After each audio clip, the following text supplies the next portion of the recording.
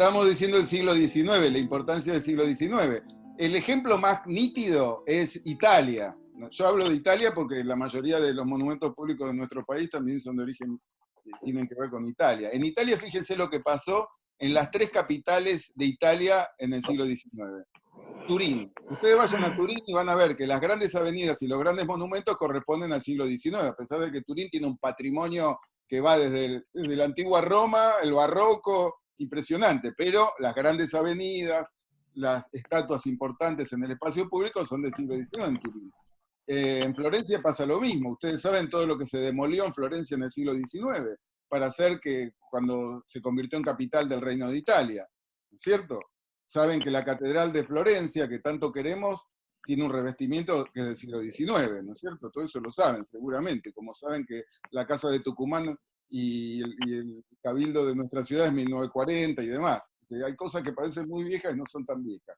Bueno, Florencia. Y después Roma. Roma se terminó monumentalizando, empezó en el siglo XIX y luego va a concluir en la etapa de Mussolini, ¿no? Esa gran avenida que desemboca en la Plaza San Pedro, la Avenida de la Conciliazione, ¿no? Producto de Marcello Piacentini, que fue uno de los arquitectos más utilizado en el periodo fascista, más activo en el periodo fascista.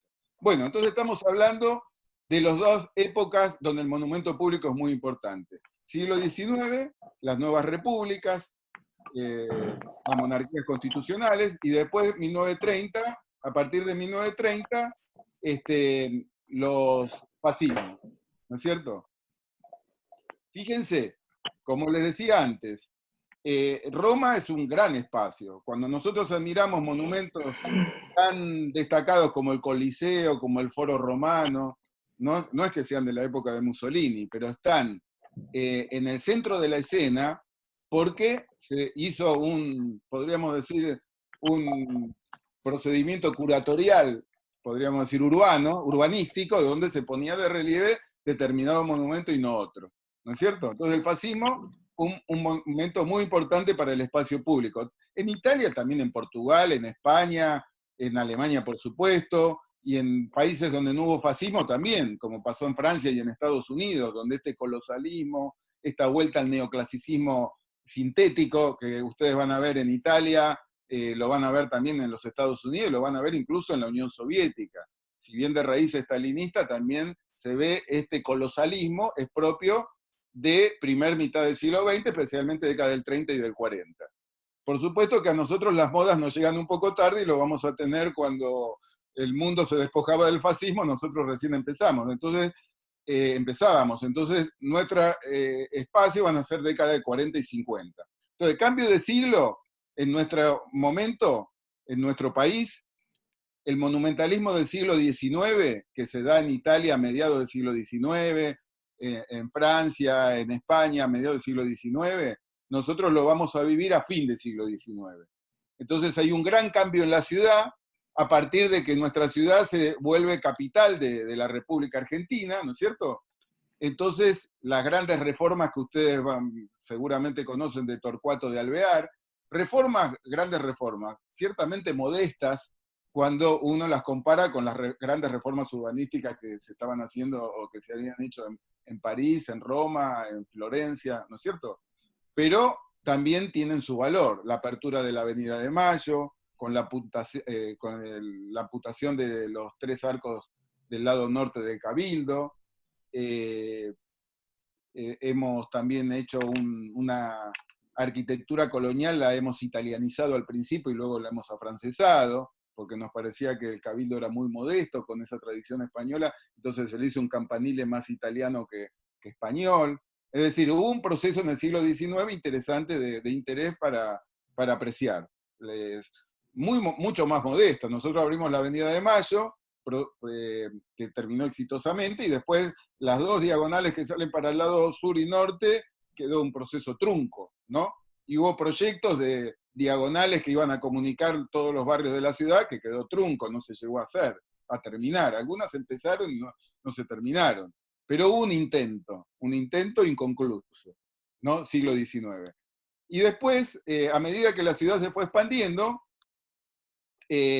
vamos a ir ubicando monumentos conmemorativos a nuestro propio pasado. Entonces empiezan a aparecer a principios del siglo XX, ¿no? Como fue en Europa en el siglo XIX, monumentos a nuestros próceres cívicos, ¿no? Especialmente con el centenario, vamos a ver la ciudad poblada de monumentos a próceres de la primera junta, de la Revolución de Mayo y demás, ¿no es cierto? Que se van a ir ubicando en distintos espacios a medida que la ciudad va creciendo.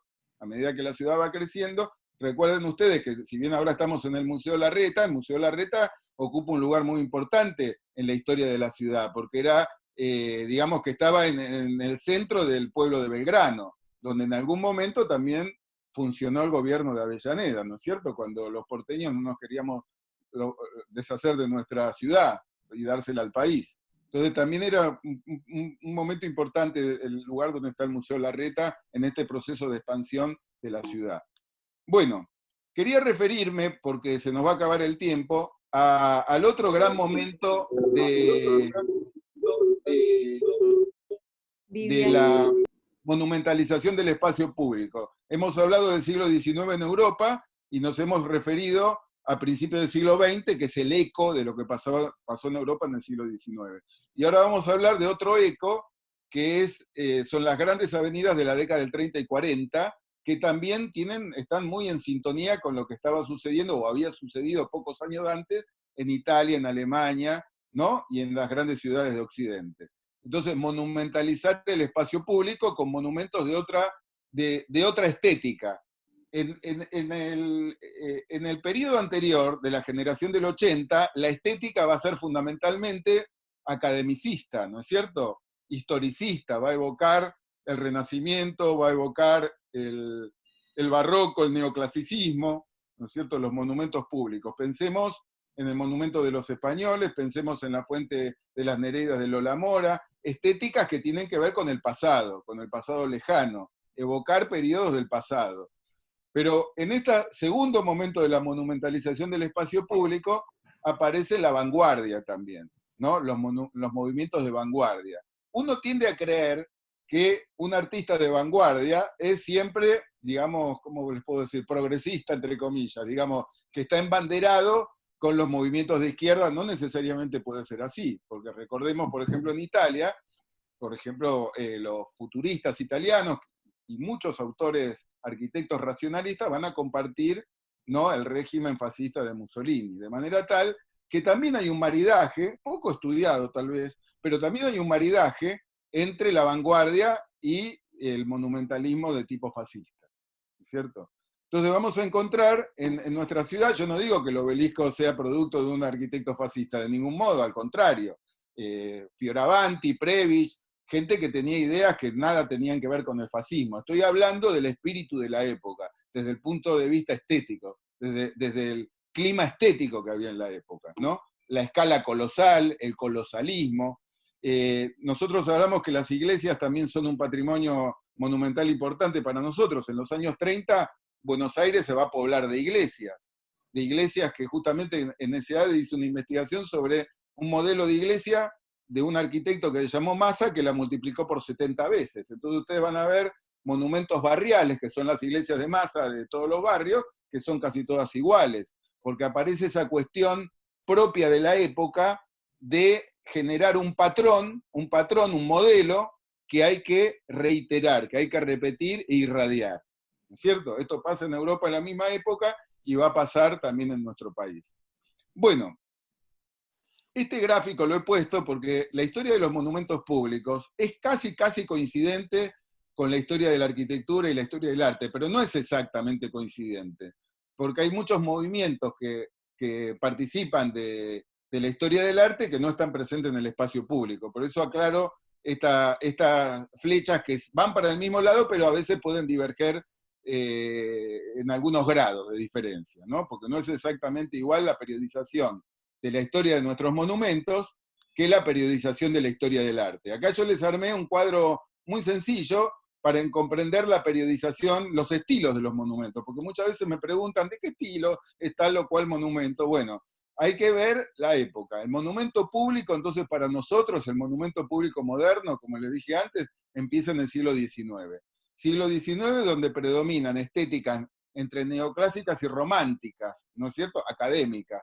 Luego, a fin del siglo XIX y principios del siglo XX, aparece ese espacio de transición que es el Art Nouveau para desembocar en la vanguardia, el Art Deco en Occidente, el monumentalismo autoritario en los fascismos, ¿no es cierto? Y después de la Segunda Guerra Mundial van a venir los monumentos abstractos, que también van a poblar las ciudades y también la ciudad de Buenos Aires. En menor escala, porque ya, como les dije antes, van a aparecer los medios audiovisuales, entonces pierde el valor simbólico y el peso en el espacio público que tenía el monumento de piedra. Esta periodización de los monumentos, que va a menguar cuando aparecen los medios audiovisuales, y también los materiales cambian, porque en el siglo XIX predomina el mármol, primero en nuestros monumentos, en los mármoles europeos, que los que me han visto en Zoom, en las clases que hice en la página de Patrimonio Funerario, vieron que me referí mucho al patrimonio pétreo, ¿no? No es lo mismo el mármol importado que el mármol nacional, o que el granito nacional, y bueno, y luego va a aparecer la cerámica, otros materiales en los monumentos públicos, y hoy el cemento. Incluso las placas conmemorativas se hacen de cemento porque si no se las roban. Y de resinas epoxi también, ¿no? El cemento ya también es caro, entonces de resina epoxi se hacen las placas. Bueno, esta es una periodización muy sencilla, que acá la quise simplificar un poco más, para entender que están estos tres grandes momentos del monumento público en nuestro país. El momento del academicismo, que en Europa es en el siglo XIX, en nuestro caso de fin del siglo XIX, principio del siglo XX, el espacio de transición que fue el modernismo, especialmente el Art Nouveau en nuestro medio, el monumentalismo que aparece a partir de los años 30 con un José Fioravanti, un Alfredo Vigatti, Oliva Navarro, ¿no? Tantos grandes artistas que participan de este momento de esculturas colosales, ¿no es cierto?, Zorrilla de San Martín, y luego, a partir de la década del 50, la abstracción, ¿no es cierto?, con un Giulio Acosice en la avenida 9 de Julio Marcelo T. Alvear y demás. Bueno, esta es la periodización brevísima que les quería comentar, y quería avanzar con los demás tipos de monumentos antes de concluir, que les puede parecer a ustedes de interés.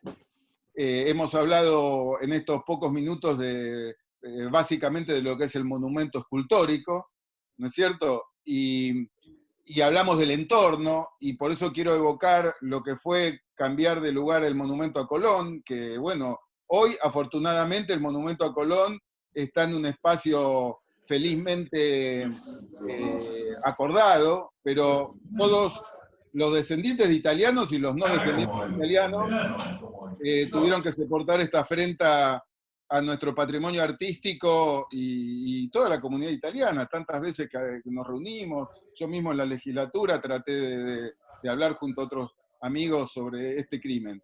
Pero bueno, esto lo mencionaba por la importancia del entorno. A mí me parece ahora, y se me van a enojar mucha gente que participó en tantos grupos que luchamos por poner a Colón en su lugar, me parece un lugar afortunado lo que se logró ahora. Los invito a que los conozcan y que saquen sus propias conclusiones, ¿no?, frente a Aeroparque.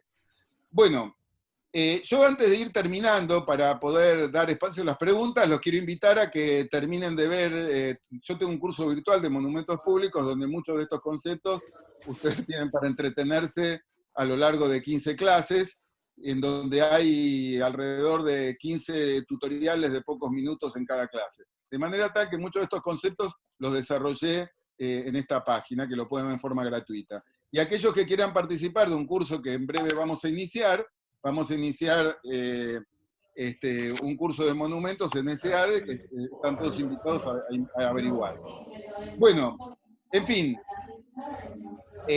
yo quería referirme brevemente, antes de pasar a las preguntas, a que muchas veces uno dice, ¿qué tiene de monumento esas columnas de hormigón que hizo Giulio Acosice en homenaje a la democracia? Y ahí nos tendríamos que meter en temas de estética y hablar de la posmodernidad, ¿no es cierto? No va a dar el tiempo. Muchos me han preguntado, en una nota en Clarín también salió la nota sobre los monumentos que se poblaron hace pocos años de resina epoxi, que aparecen en la avenida Corrientes, que tanto gustan a la gente, ¿no? Que me preguntaban si esos son monumentos públicos. Bueno, ahí ya aparece la subjetividad y es lo que valora uno como personaje público, ¿no es cierto?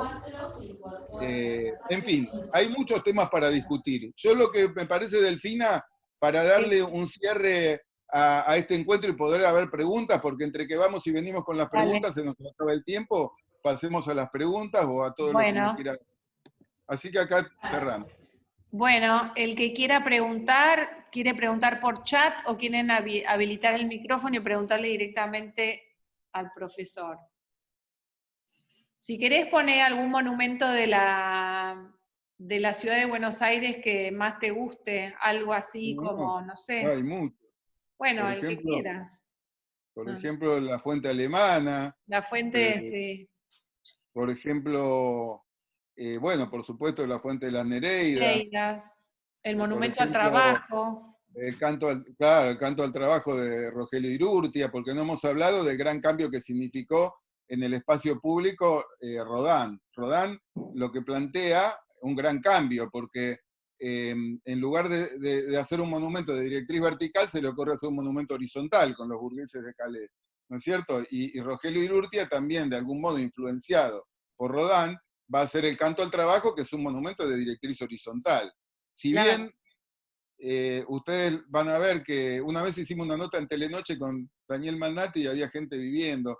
Y fue muy interesante, porque en una época que falta el trabajo, el canto al trabajo sirve para albergar a gente que cada vez tenemos más homeless en la ciudad de Buenos Aires, ¿no es cierto? Muy triste. Pero dejando de lado esta cuestión anecdótica, que ustedes la pueden ver en la página de Canal 13, que cuando fuimos a relevar y a fotografiar y a filmar el canto al trabajo, nos vimos en un entorno un poco difícil, interesante de ver. Lo que le quiero decir es que hay un elenco muy variado de monumentos, más allá de los que hemos mencionado, ¿no es cierto? Pero yo les quise dar, bueno, una brevísima introducción porque no quiero dejar temas sin concluir, ¿no es cierto? Por ejemplo, nosotros vamos a tener algunos monumentos entrados ya al siglo XX que pareciera que volvemos para atrás en cuanto a las estéticas y en cuanto a los movimientos de vanguardia europeos. Eso también lo vamos a ver en la ciudad de Buenos Aires, como que hay un academicismo tardío, que también se da en arquitectura, porque imagínense que en arquitectura hay palacios como digamos, la legislatura de la ciudad de Buenos Aires, que es un edificio de la década del 30, parece que fuera del siglo XIX, ¿no es cierto? Entonces también en los monumentos tenemos épocas de regresión y épocas más vinculadas a las vanguardias. Acá les quise poner, he mencionado el Art Deco en algún momento, nosotros tuvimos monumentos Art Deco de gran interés, por ejemplo, el monumento de San Mermó de Alberto Lagos. Alberto Lagos fue un escultor academicista, pero en un momento de su vida trató de... Se ve el academicismo en su obra, ¿no? En el tratamiento de la anatomía, pero ahí vemos una cierta geometrización que acusa la influencia del Art Deco. Con Salomone, en los monumentos funerarios, ya vemos un Art Deco más marcado.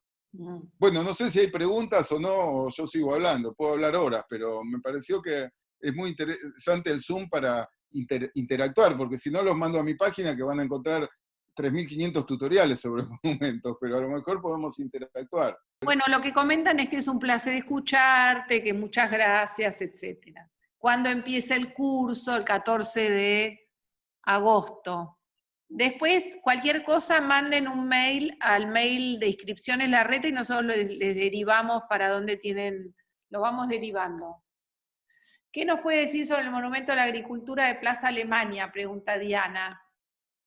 Es un monumento que tiene un historial muy complejo, porque ustedes imagínense que se llamó Yo tengo los planos, si en algún curso presencial les voy a llevar los planos. Tengo una carpeta hermosa que compré en un remate, en una subasta en Bullrich, me parece, con los planos de la fuente alemana. Muy interesante el planteo, porque es una planta que es una elipse, ¿no? Es una planta ovalada, pero partida en dos. Entonces, de un lado está la fuente, y si ustedes se fijan, del lado posterior están los escudos de la República Federal Alemana.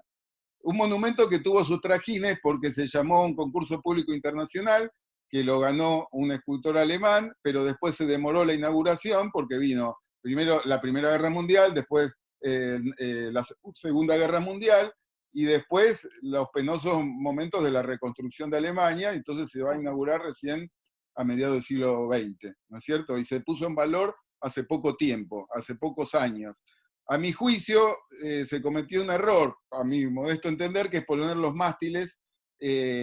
Los mástiles obstaculizan la visión de conjunto que tiene uno de las fuentes desde la Avenida del Libertador. Por ahí puso una imagen, ¿no es cierto? Ahora hay que encontrarlo. Ahora la tenés que Pero encontrar.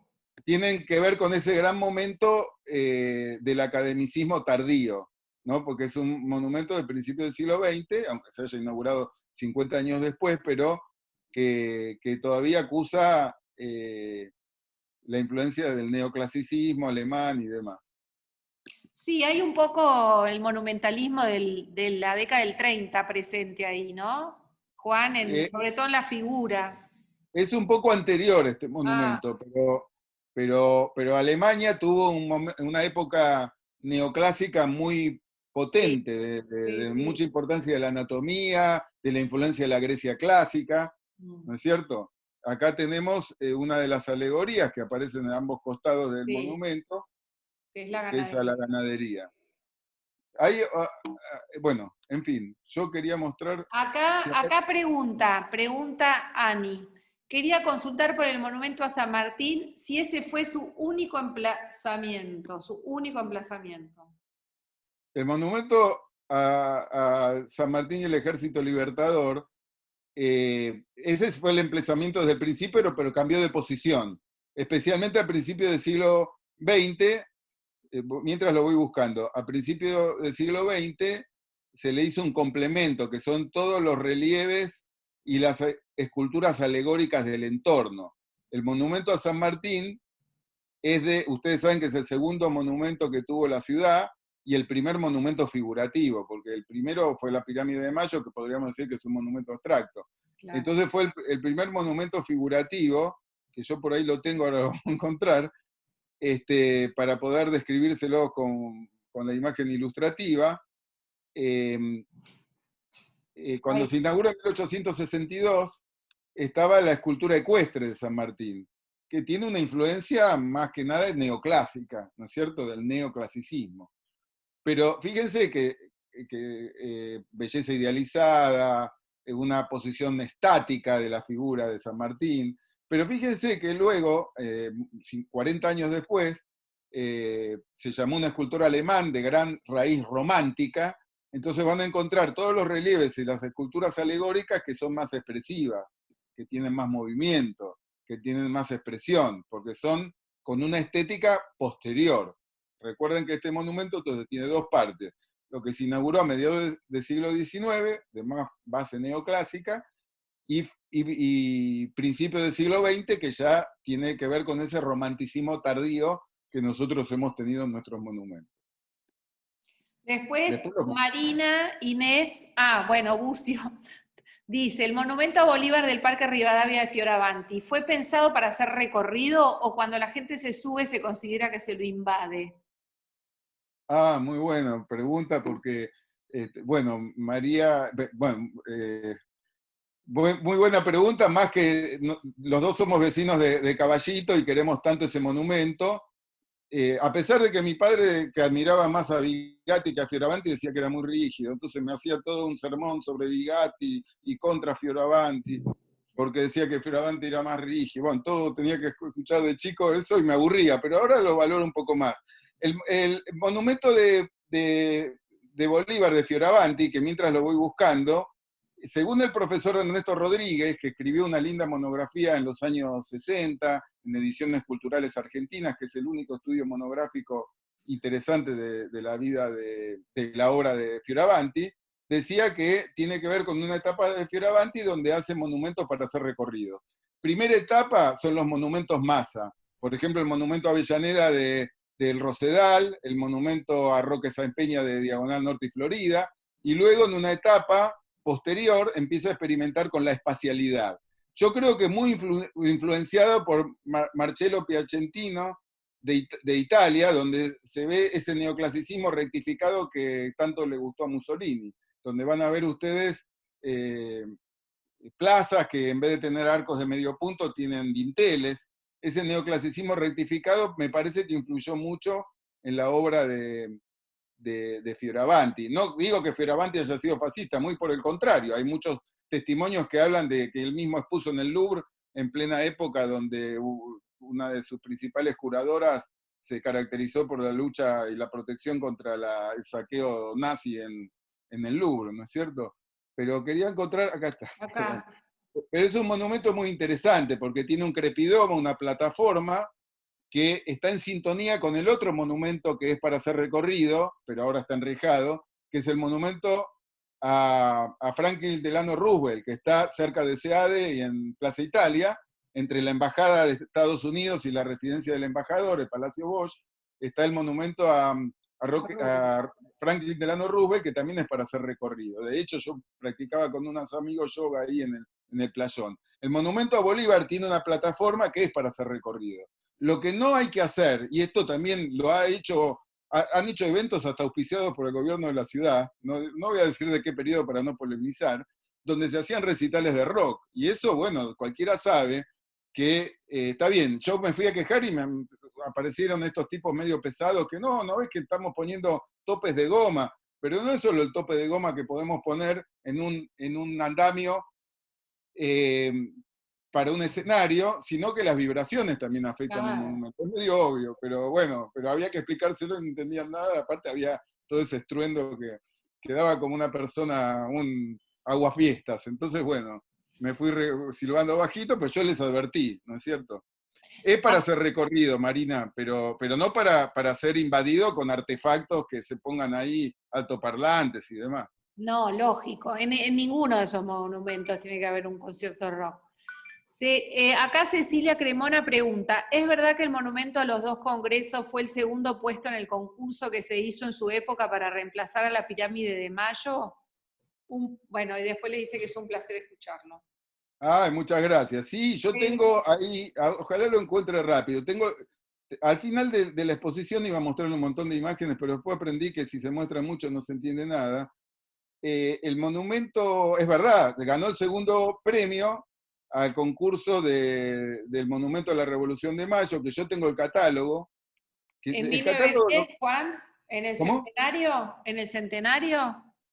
Se llamó un concurso que quedó trunco, Sí. ¿no es cierto? Y ganó el primer premio un monumento de Gaetano Moretti. Gaetano Moretti tuvo una destacada actuación en nuestro país. Por ejemplo, hizo la antena monumental que está en la Costanera Sur, que les invito a que la visiten cuando se pueda. Participó en la legislatura de Montevideo, Gaetano Moretti, ¿no? Y ganó el primer premio. Hizo el proyecto era un monumento colosal, gigantesco, que iba a albergar la pirámide de Mayo. Después no sé, como hacemos siempre, no se llegó a hacer, pero sí se llegó a hacer el basamento, las mallas de hormigón para poder soportar ese peso. Eso sí se empezó a hacer en la Plaza de Mayo, pero después no se hizo el monumento. Y el segundo premio, que le hicieron, es de autoría belga, fue a la Plaza de los Dos Congresos, el monumento a los dos congresos, ¿no? Que está en la plaza frente al Congreso de la Nación. Es cierto, porque está en el catálogo del concurso público cuando se publicó, que es un lindo libro donde aparecen todas las maquetas, que hoy la criticaríamos con ese lugar común que se suele decir que es pastiche o escultura de pastelería, porque era muy empalagoso, todo lleno de figuras, ¿no es cierto? Bueno, Juan, la última pregunta porque nos quedan 5 minutos y no te quiero dejar hablando en el aire. Juan Carlos pregunta o expresa, ¿la estatuaria de Salamone se considera como monumento del fascismo? Salomón. Bueno, ese es un tema, yo primero cuando hablo de fascismo, esto lo aclaro porque para que no haya malos entendidos. No digo que los autores que participan de ese contexto estético sean fascistas. ¿No es cierto? Ni que uno sea fascista, ni... En el caso de Salamone, como pasa, ni tampoco que hay que descalificar a un autor por su forma de pensar o su religión o su credo o su raza. Entonces, por ejemplo, con Borges no pudieron. Vieron que nosotros hemos tenido gobiernos hostiles con Borges. Sí. De hecho, a Jorge Luis Borges lo nombraron inspector de pollos, y ustedes lo saben eso. Sí. Pero luego no pudieron continuar, porque la grandeza de Borges fue tal que no pudieron vencer. Y ahora muchos de los que criticaban a Borges son borgianos y sabemos que tienen un historial bravo con Borges. Yo lo sé por mi facultad. Pero ahora me quiero referir a Salamone, no fue casual que te diga esto. Porque como Salamone es un autor que hizo toda su obra durante la mal llamada década infame, que se hicieron tantos monumentos y edificios bellos en nuestro país, 1930, 1943, ¿no es cierto? Hasta el golpe fascista del 43, 1930, 1943, entre esos dos golpes se ha dado llamar, lo digo para las generaciones jóvenes, la mal llamada década infame, y ahí estuvo la gobernación de Manuel Fresco, que fue un gobernador que contrató a Salamone para que, de hecho, hizo obra pública más de 70, hizo más de 70 obras en distintos municipios de la provincia de Buenos Aires. Entonces, muchos consideran que Fresco tenía simpatías fascistas, por lo tanto, Salamone también. Con respecto a Salamone, no hay mucha documentación personal. Sí tenemos mucha documentación, que de hecho se editaron en 2 tomos, toda la obra de Salamone está editada en 2 tomos que publicó la Universidad Nacional de Mar del Plata, que tampoco lo pudieron, cayó en el olvido durante mucho tiempo por estas razones, a eso quería ver. Claro. Pero no pudieron olvidarlo porque es tan magnífica la obra de Salamone, que pasó como con Borges, que hoy los que antes lo fustigaban o se lo olvidaba porque formó parte de la década infame, hoy lo alabamos porque la obra de un artista no puede con ningún prejuicio ideológico, ¿no es cierto? No sé si fue respondido, más o menos, medio confuso la respuesta. No, sí, totalmente de acuerdo. Y uno cuando va a visitar en la provincia los pueblos donde está la obra trasciende al personaje también. Bueno. Por ejemplo, mi madre es de un pueblito perdido ahí, que es en Pardo, y el cementerio de Cacharí no tiene obra de Salamone, que es donde están mis padres, ¿no? El cementerio de Cacharí es un cementerio perdido en el medio del desierto pampeano, pero tiene monumentos que evocan la obra de Salamone. Eso es increíble, porque, claro, no tendrían la plata para contratar un Salamone, pero aparecen más modestos, pero con la estética art déco de Salamone, que sí lo vamos a ver en el cementerio de Azul, que ya es más rico. Azul es mucho más rico que Las Flores porque no está la depresión del Salado. Entonces ahí tenés el cementerio de Azul, que es magnífico, ¿no es cierto? El que yo conozco, Juan, y con esto terminamos porque no quiero dejarte, es el de Alberti. Alberti tiene el pueblo sobre la Ruta 5, tiene toda la municipalidad, el monumento de la plaza, la entrada del cementerio, es increíble. Sí, impresionante. Bueno, esta es una zona muy densa. Es muy rica, sí. Es el pueblo o la ciudad donde nació Raúl Loza, el artista. Ah, mirá qué bien. Tiene un museo que fundó él y que algún día iremos. No, claro, no sabía, mirá qué interesante. Yo estuve en Suipacha dando conferencias, pero en Alberti. Claro, Suipacha fui mucho tiempo, sí. Bueno, a todos les agradecemos muchísimo que hayan estado presentes, que no se hayan desanimado en volverse a loguear en el Zoom, y a Juan le agradecemos infinitamente por esta charla. Bueno, al contrario, Delfina, un gusto y esperemos pronto poder volver a los jardines de Larreta, sí. Donde tantos momentos agradables pasamos, felices pasamos. Por supuesto que los invito a visitar el canal, que ahí van a tener mucho de lo que no hemos podido concluir hoy a disposición, y el mes que viene que empezamos un curso que aquellos que se interesen se conectan contigo y averiguan, ¿no es cierto? Bueno, sí, escriben al mismo mail donde se inscribieron, en inscripciones, y ahí vemos un poquito, les damos toda la información y los vamos derivando. Esperemos, sí, poder, antes de fin de año, poder recorrer el espacio público y poder volver a tener cierta normalidad. En el medio, esta virtualidad también nos da esta posibilidad de poder estar todos reunidos, 50 personas reunidas escuchando sobre los monumentos que quizás antes no lo hubiéramos hecho.